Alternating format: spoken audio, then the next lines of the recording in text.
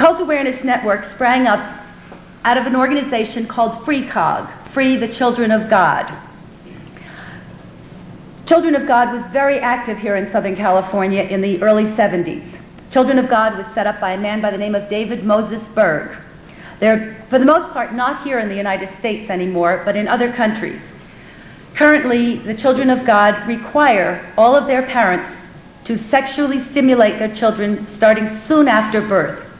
The goal is to have the children copulate soon as they can, close to 3 years old as possible. These parents got together and they tried to support each other. They went public with their stories and they began to get calls from all over the country. That's exactly what happened to my mother, father, brother, sister, whatever. But the name of the group is. They didn't understand. What is happening? Was Huxley right? Was there really a new kind of cult? They didn't know. But in 1974, they formed the Citizens Freedom Foundation with the goal to educate the public about destructive cults. Interestingly enough, similar groups sprang up in 1974 in France, England, and Germany. We didn't even know that we had all started in the same year until 1982 when we finally all met each other at a meeting. Today the Cult Awareness headquarters is in Chicago. There are affiliates in 50 states. We have a national conference every fall. And the last one was in Pittsburgh. There were about 500 people there. More than 250 of them were ex-members from a myriad of groups. The Cult Awareness Network and I do not judge doctrines or beliefs. The Cult Awareness Network is made up of people from all walks of life. It may be almost as diverse as this group. The concern of the people who belong is with destructive cults and a deep and abiding love of freedom. We believe that everyone has the right to believe exactly as they choose, in whatever they choose, be it purple turtles or ice cream cones.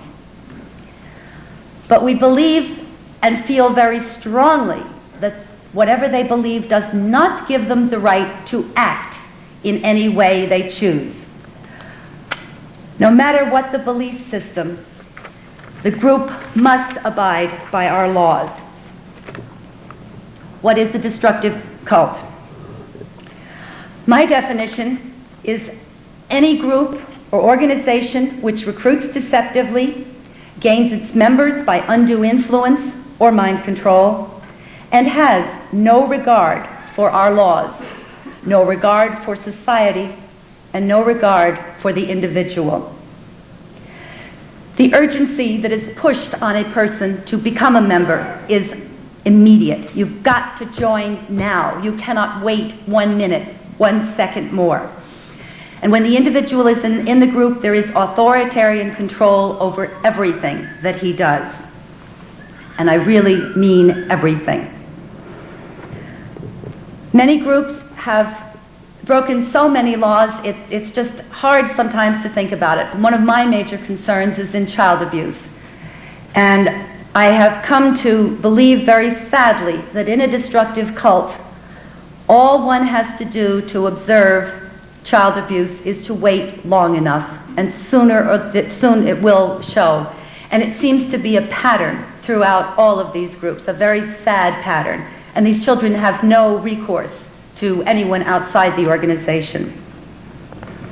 About the same time Huxley was writing his essays for Newsweek, there was another researcher, Robert J. Lifton, a psychiatrist at Yale. Lifton was studying communist China and looking at what was happening there and how was it that Mao was able to get his point of view across so completely. Lifton went to the re-education camps, and although Lifton was not talking about destructive cults, he set out 8 conditions that existed in those camps to show how these brilliant scientists were able to have their minds changed, their thoughts reformed, if you will. The first is milieu control. All communication was controlled. Mystical manipulation. There was a special purpose. The need for purity. Your life before you met us is terrible. Confession. Confession of your innermost secrets, which are kept track of. The sacred science. The group's beliefs are the only beliefs, and they must be obeyed and they must be accepted. Loading the language. New vocabulary appeared. Doctrine over person. The group and the doctrine take precedence over everything. And the dispensing of existence. All who disagree are doomed. The individual must be dependent. In talking about destructive cults, Bob Fellows, who's a magician and a member of the Skeptics, has what I think a very neat little formula.